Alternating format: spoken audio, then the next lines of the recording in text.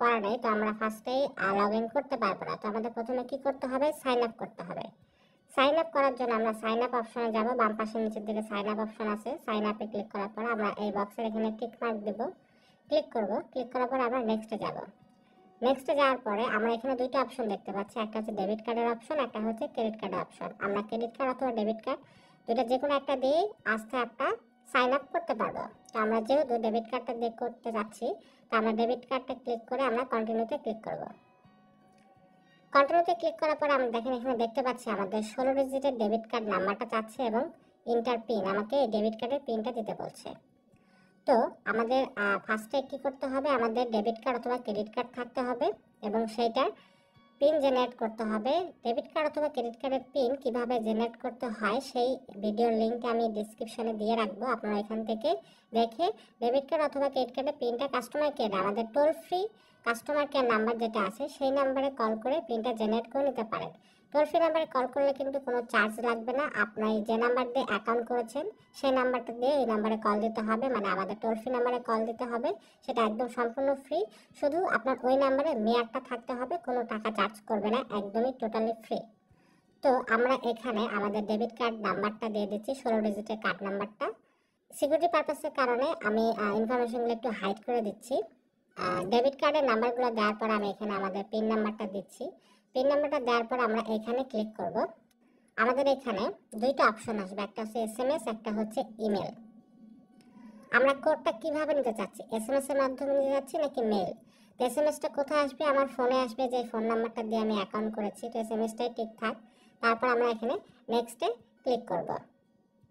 নেক্সটে ক্লিক করার পরে আমার কোডটা আমার ওই ফোনে যাবে যে ফোনটা দিয়ে আমি অ্যাকাউন্টটা ওপেন করেছি।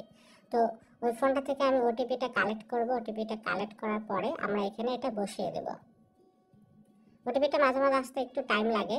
ওটিপিটা আসার পরে আমি এখানে বসিয়ে দেওয়ার পর আমরা ভেরিফাইতে ক্লিক করব।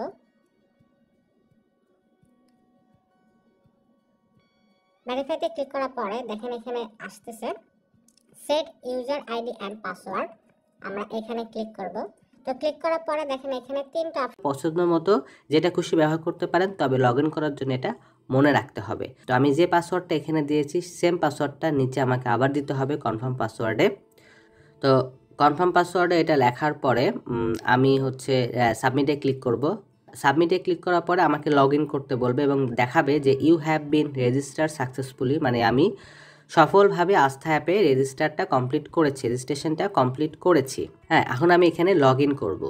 যদি এটা সাকসেস না হয় তাহলে আপনাকে দেখাবে কিছু একটা ভুল করেছেন আপনি, সেটা হতে পারে যে কোনো একটা সংখ্যা দেন নাই বা হচ্ছে স্পেশাল ক্যারেক্টার দেন নাই, সেটা পরবর্তীতে ওইখানে আবার আপনাকে ঠিক করতে হবে, বা আপনি 8টা কম সংখ্যা দিয়েছেন বা 8টা কম ওয়ার্ড ইউজ করেছেন এইভাবে। তো ওইখানে আপনি সেট করে যখনই আপনি সব কিছু সেট করা হয়ে যাবে তখন আপনাকে সাকসেসফুলি দেখাবে।